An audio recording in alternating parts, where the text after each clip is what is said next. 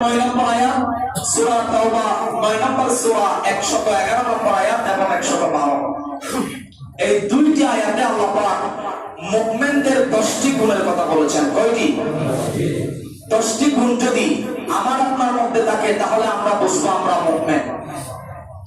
আমরা সবাই মিলিয়ে নেব এই 10টি গুণ আমাদের মধ্যে আছে কিনা। আল্লাহ পাক বলেছেন ইন্নাল্লাহা আশতারা মিনাল মুমিনিনা আনফুসাহুম ওয়া আমওয়ালাহুম বিআন্না লাহুমুল জান্নাহ ইউকাতিলুনা ফি সাবিলিল্লাহ ফায়াকতুলুনা ওয়া ইউকতালুন।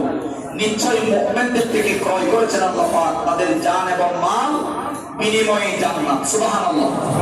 আর মুমিন হলো তারা যারা জিহাদের ময়দানে গিয়ে বাতিলদের সামনে গিয়ে স্বৈরাচার শাসকের সামনে গিয়ে মায়ের খেতেও জানে আবার দিতেও জানে। আল্লাহু আকবার বলেন। তারাই হলো মুমিন। শুধু মায়ের খেলে হবে না, দিতেও হবে। ইসলামের জন্য মায়ের দেওয়া লাগবে।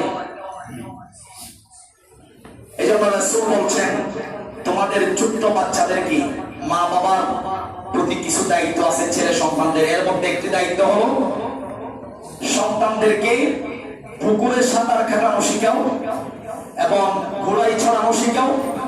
এরপরে তীর কিভাবে মারতে হয় এটা শিখাও। মা বাবার দায়িত্ব ছেলে সন্তানদেরকে শিখাবে।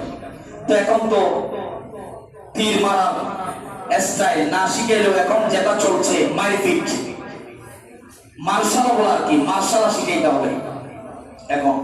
কারণ ইসলামের জন্য কখন কোন জায়গায় মার দিতে হয় আবার নিতে হয় বাবার টাইম নেই, ঠিক কিনা বলেন? সদা সর্বদা প্রস্তুত থাকতে হবে, শরীরকে ফিটনেস রাখতে হবে, মার্শাল শিখতে হবে। আমি নিজেও 1 বছর শিখছি মার্শাল আর্ট এবং আমি আবার জানার দরকার আছে না নাই? এগুলো জানতে হবে।